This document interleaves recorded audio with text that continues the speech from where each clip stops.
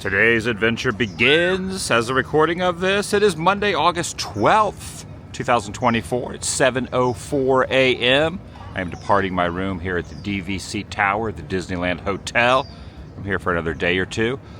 But I am heading out of Orange County, up the 5 freeway, up to the Hollywood Burbank area, where I'm doing a couple of different things. First off, I'm going to be going to the Disney Burbank Studios at 9 a.m. So I have about an hour and 56 minutes to get up there. Traffic should be probably pretty bad with rush hour, but I think I can make it in an hour and 45 minutes. And then after that, just kind of see where the day goes.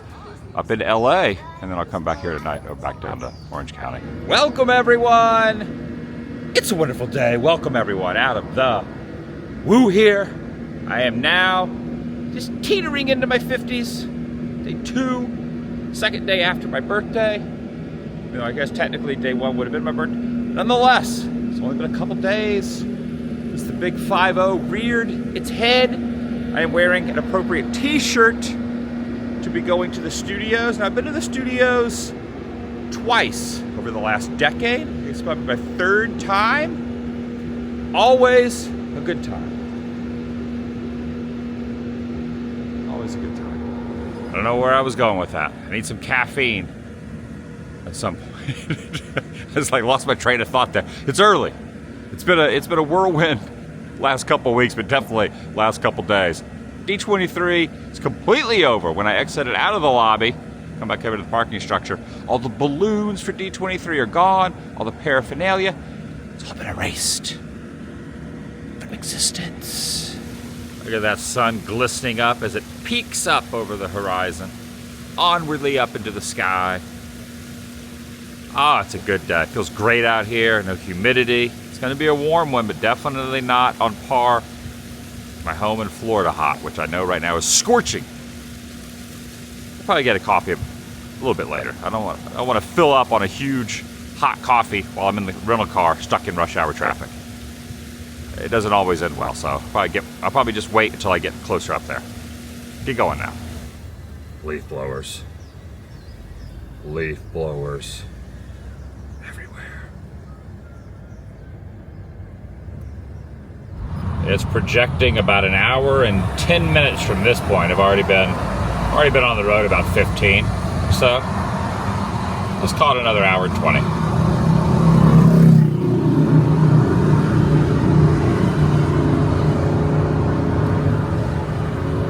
It's all part of the experience. LA.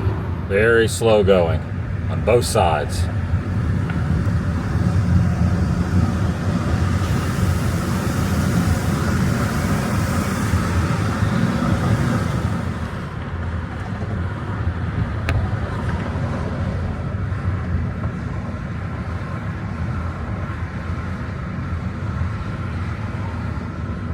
Slow going, but at least it's moving.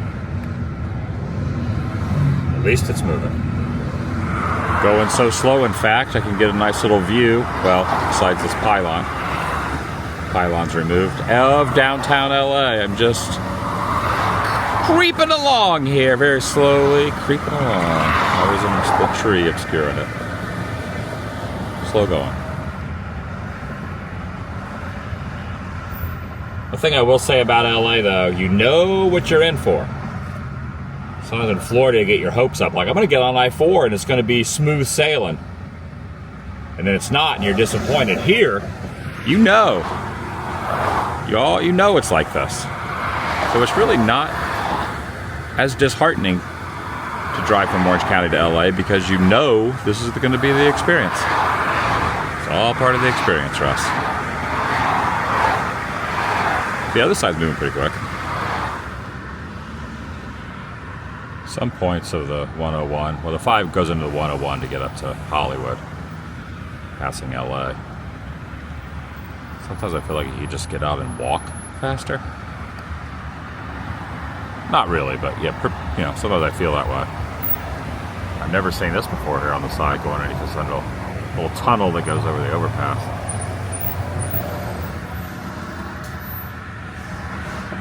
Other side moving swiftly. Well, just for a brief bit, there's a little There's the little lulls going southbound also, going northbound-ish. It's 8:15 now. I got about, guessing, another half hour, so I'm going to be getting to the parking area at the Disney Studios probably 15 minutes before the tour starts. Don't know if they'll have coffee there. I'm hoping they have coffee there. But if anything happens, I mean, if there's a wreck up here or someone has a flat tire and bottlenecks more, I might get there right on time, or maybe even a little bit fashionably late.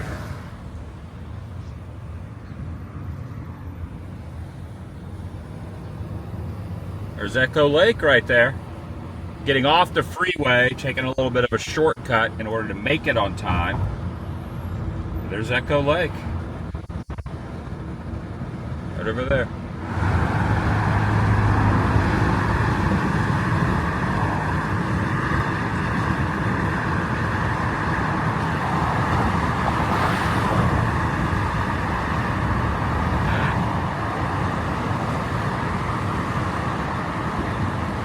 Alright, I made it. So that dirt field you see over by the animation building right off the freeway. There's Griffith Park over there. Other side of that mountain. It's the Hollywood sign. The other side of ABC building, which is right there behind the soundstage, was where Disneyland originally was going to be built. It's going to be called Mickey Mouse Park, but they moved it wisely through some different situations. They moved it down to Orange County. I think it's in a better spot now. It wouldn't have had enough room here. And showing my ID going in, I asked security if they were going to have coffee or anything before the tour. I had to wait on a bench, meet up with the tour guide, and hopefully have some coffee around. Oh, he said they should have coffee. Just ask the tour guide. So definitely need to get caffeinated, get this day going. I'm on the lot.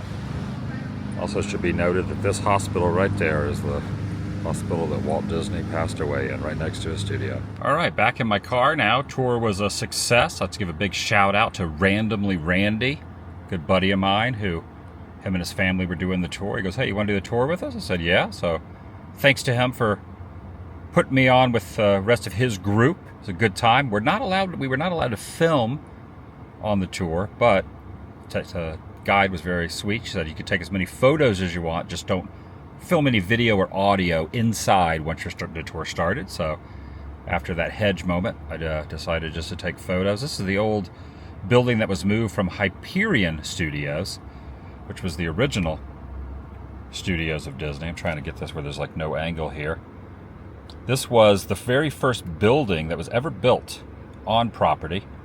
And this was like not a preview center, but it was the first one where they did casting and things like that when the studio was being built. This was the gift shop here, but back in the day, this was used for some pre-production for Dumbo. I believe she said Dumbo was the first full-length animated movie that was filmed on this lot and not Hyperion, which is the one that predated this one. And this is where the animators would bring in different animals, real live animals, and animate them, and they would use them, for context to see how the animals moved and things for Dumbo. You got some bike racks there, hidden Mickeys. This here is the Sherman Brothers stage for Richard and Robert Sherman, named after Richard and Robert Sherman. This can be seen as also a filming location from Saving Mr. Banks, if you've seen that, when she's pulling up to the front there. This is a very famous spot here, Pluto's Corner. And this is a movie prop from The Reluctant Dragon, the Mickey Ave, and all that. And you also got the fire hydrant, and you got but Pluto's paw prints down here. There's 3 paw prints, not 4, because Pluto is a dog and has his leg hiked up for the fire hydrant. This is a very, very famous thing here of Dopey Drive and Mickey Ave, just kind of looking the other direction. There's a photo of me standing in that kind of iconic spot right there. I'll post this over on my Instagram if you want to follow me on Instagram, AdamTheWooATW on Instagram. That's AdamTheWooATW on Instagram. I'll post this on there. You can get a better look at it. The animation building. I remember seeing a documentary. It might have been the Imagineering story, but I saw somewhere when Richard Sherman, before he passed, talked about on the upper level going towards Walt's office. He was in the hallway talking about last time he saw Walt, and Walt said, "Keep up the good work, boys." And then Walt passed shortly after that. Was the last time Richard Sherman ever saw Walt. And second or third floor of this building in the hallway that we walked down. And of course now Richard Sherman has passed on. It would have been in that top window up there where Richard Sherman told the story, right around this spot. It might have been on the next level, but it was at the end of a hallway. Similar to that, the guide was also saying that storyboarding started with Disney. So any storyboarding ever done on movies and TV now all originated with Disney. Now, I do not know if it was 101 Dalmatians that happened on, but she did tell the story here at the 101 Dalmatians storyboards. Pretty neat. And then also this is original concept art, you know, how Genie was gonna look before Robin Williams came on board. And Robin Williams was so over the top and funny that they changed the whole vibe of what the Genie was going to look like. He was going to be very, very scary, but then that changed. So just some random photos. This leads down to the morgue there, which is like where they keep a lot of the old film cells and stuff like that. We couldn't go to it. She also said this was used in Escape from Witch Mountain, or maybe Return to Witch Mountain. This little tunnel area right here. And these are all the posters that were of movies that were done when Walt was still alive. Here's some shadow boxes of some different items of Mickey giving a tour of the studio. These are called the sweat rooms, which is where they would go in there. I guess there was no air conditioning back then, or if there was, it wasn't the best. And they call them the sweat rooms, or sweat boxes. There's Walt overlooking one of the workers there. We're kind of getting in towards more where Walt's office is, towards there. So this is, I think this predated the Reluctant Dragon and the Dopey Drive, but behind, so there's a building where Walt's standing now, but the sign would be right behind him in that general area. But I didn't see the sign in that photo, so that must have predated this sign, or he was just kind of blocking it with his torso there. There's some groundbreaking probably on something else that was going on. Now we're getting into the parks. This is interesting. So you know the famous speech that Walt says, all that come to this happy place, welcome. This was the practice for that before, I think it may have been the day before opening day of Disneyland. And I had to get a good photo of this. So there's me in front of when he was talking about the Florida project, which of course now I live right where he's pointing that pointer. So this building was built by Michael Graves, who also designed the Celebration Post Office. A little connection. He also designed Swan and Dolphin, but yeah, he designed the Celebration Post Office where I live. This is also the only partner statue in the world that you can walk up to and touch. All the other ones are kind of heightened up a little bit and have shrubs and fencing around them at the parks.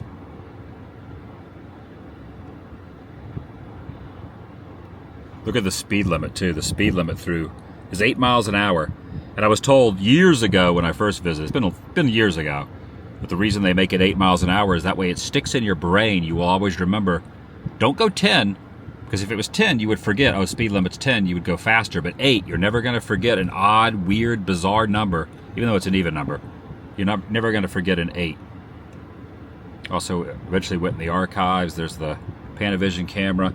And I also ended up finally getting a piping hot caffeinated beverage from Starbucks at the Frank G. Wells Starbucks, part of the dream team of Eisner and Wells, which I love Eisner, CEO. But I actually got a coffee at the Frank G. Wells Starbucks, which is really freaking cool. Yeah, big fan of the Eisner-Wells era. That's a great photo there. There's another one. Look at this. Look at that. That's me looking at the Michael Graves masterpiece right there with the only partner statue that you can touch. Also, used to have water here. It was like a reflecting pool, but they changed it to just pavement because I guess the upkeep on it was like a little too much. Here's a great one of me like acting like I'm going to push the button on Lucasfilm. I need to talk to George in there. Some great sound stages down there. The guide was saying on the other side of this water tower used to be where Passamaquoddy was. That was the Passamaquoddy filming locations from Pete's Dragon, one of my favorites. And also some of those sound stages, all the stuff that was really built for Disneyland was built inside there, including over there, the Mark Twain riverboat was built in those sound stages, and then some of the other smaller Disneyland stuff was inside there. Oh, here's the bench from Titanic right there. That was a screen-used bench from Titanic. I don't know why they have them here, but they do. Saving Mr. Banks. I think that might be the tree. There's a couple of these little alcoves looks familiar, but one of these little alcoves is where Paul Giamatti was sitting. Went over and saw Pamela over in that little area. This was an original building here of the editing. This is the original editing room for the original Disney films. This building was also brought over from Hyperion, so this is an original Hyperion as well. This is stage 1, which is where Mary Poppins was filmed, right inside there. I believe, don't quote me on this, but I believe Cherry Tree Lane was built inside stage 1. And then stage 2, okay, I'm getting confused. This might be where Mary Poppins was. There's stage 1 and stage 2, but those are the two stages. Also, the gift shop, you exit through the gift shop, kinda, but the employee center, which usually is open where you can get exclusive merchandise, we were not be able to get inside of there because everyone's still kind of recouping from D23, so it was not open today, but it would be tomorrow. But as the day I'm filming this, the employee center where you can get the exclusive merchandise that guests can purchase was not open. But we did get to go in the archives. Here's Walt's desk. In fact, there's Walt right up there. There's Walt's desk. There's a bust of Walt. There's a chair with Walt's name on it. You ever been on a Haunted Mansion? Not here at Disneyland, not in Anaheim, but out in Florida at Walt Disney World, my area of residence. This was the quote, well, not the unquote, the supposed Donald Duck chair that sat at the end of the stretch hallway, the eternal hallway, where Hatbox Ghost now resides. This was the chair that sat there for many, many years. Had a little dust on it, a little age worn. They had that in the archives. That's pretty freaking cool. Pretty freaking cool. There's me holding one of Walt's many Oscars. I'm holding an Oscar by Walt Disney, and of course, Roy and Walt right there. I took a couple mile commute over to another studios. I parked up here on the very top of the parking structure at Warner Brothers. I've done the Warner Brother tour many, many times. I will not be showing too much today. Unless just something that I've never really seen before pops out, but I'm just gonna have a enjoyable couple hours without really taking the camera so much inside there. Also, all the other levels are really full except this one, but I like parking on the roof so you get a bird's eye perspective. But there's no cars up here because who would want to park up here in the Southern California heat? Except me. But I do want to show, so if you ever pay for the tour here, you could park up here and get a nice little bird's eye. I've showed this a bunch of times, but look, there's a tour down there. But since I have been here, the last time, again, every time I'm in California, I try to do the WB tour because it's just amazing. But since the last time I was here, I've recently saw the film Maxine. In fact, I saw it 3 times in the theater. Really like it. It's the 3rd in that series, with X being first, and then Pearl, and then Maxine. They use Universal lot over there. That's Universal off in the distance. And they also use Warner, which is right down here. And one of the scenes from Maxine took place right there. There's a little security booth. When he's like, "I'm Maxine," he's like, "Oh, I know." The guide right there. And then when the director comes over, she's like, "I don't know what you have going on in your life right now, but whatever you do, squash it." She's like, "Oh, I intend to." It was right there. They were standing right there. And behind them, I'm pretty sure the director, you know, he loves movies so much, he likes old 80s throwbacks. So behind them, you can see Madame Ruby's down there from Pee-wee's Big Adventure, and then also the stair step going down to get to Mogwai from Gremlins. I'm sure he did that on purpose. I just wanted to show that, yeah, the Maxine spots. I'll show another Maxine spot too that took place right down there, if anyone's seen it. Oh yeah, also on the tour, the guide gave us all these. Really, really cool. Official VIP studio tour right there. I'll add this to my pin board. And I asked the gift shop, "Hey, do you guys sell pins?" He goes, "Oh, we used to. We're out of stock on them." And the guy was like, "Oh, I forgot to give you these. Thanks for bringing that up." And handed all of us on the tour. There's a total of 8 of us, I believe, on the tour. I got a little Mickey Walt Disney Production Studio tour. So just doing a little. Yesterday I was hotel hopping from one hotel to the next in Anaheim. Now I'm studio hopping today in LA. I love SoCal. Oh, actually, there are 2 cars up here. Mine over there, my rental, and there's another one. This one has the better idea. They parked in the shade. I should have done that. Again, every other level, full of lots of cars. Seems like it's going to be pretty busy on the lot today. I always like to park at P6 though, so I can get that birds. I learned that from the GIV, German in Venice. Saw one of his videos a couple years ago, and I was like, that's genius. Shout out to the GIV also for the little Warner Brothers hack, being able to overlook the back lot. So on the outside of the lot, right over here, I don't know how many people have seen Maxine, but this is where Kevin Bacon was parked with his car. He was filming her. She was up here at the stop sign. They digitized out the WB logo there on the side. She takes the key. I don't want to give too many spoilers. She grabs her keys and an incident happens with keys. I'm not going to give any more spoilers than that. But something happened right here. Yeah, I think you should probably see the movie first before I start giving any spoilers. But the key scene, there were some keys involved. Right here on this exact spot. Right here.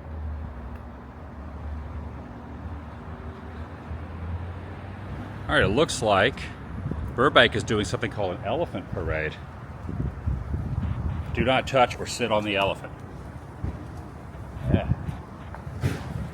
The WB. All right, when you go in the lobby, it looks like they have a model. Is this screen used from the first film? This says town model right here. There was a rumor in the town they filmed this in Vermont, that this was in the library for many years. I don't know if this is a recreation or the real thing, but I don't know if the sequel's coming out, Beetlejuice, but this looks like it would have been from the first movie, including the suit here that Michael Keaton wore, and the cake, and the house, and then this very interesting sculpture. I don't know if this is in the remake or if it's in the first. It says it's in the first film. I don't know what it's from. That's pretty dang awesome, right? That's pretty dang cool. The original shrimp hand puppet right here from the film. All right, I just asked one of the team members. They were saying this is the original model. I guess Tim Burton rescued it from the basement at whatever it originally was. I don't know if it was originally in the basement at the library in East Corinth or not. And this is just a small portion of it. But these are all screen used props, including this right here. It was about 5 times the size in the movie. But yeah, this was from there. And this is the animatronic that Catherine O'Hara gets wrapped around. So this is screen used. So I guess there's like robotic arms in there that wrapped around Catherine O'Hara. All right, you got Beetlejuice Monopoly over here. You got, this is yeah, I don't know if I'm messing around with that, but you got all kind of, and they're promoting the new film. Oh, this is interesting. It's like a little photo selfie spot right over here. And I swear, Tim is not following me and I'm not following him, but he's also doing a tour today. We're doing different tours. We can't stay away from it. We're like magnets. Oh, yeah. Well, which one's the, are you the magnet or the metal? Magnets attached to each other too. We can both be magnets. Okay, we're double magneted. Yeah, scoot over. He's trying to scoot through. All right, nice little few hours. Warner Brothers. Got to see quite a bit, had a good time. Now I'm gonna start making the commute in opposite rush hour back to Orange County. Gotta love LA traffic. Hit rush hour driving up, rush hour driving back.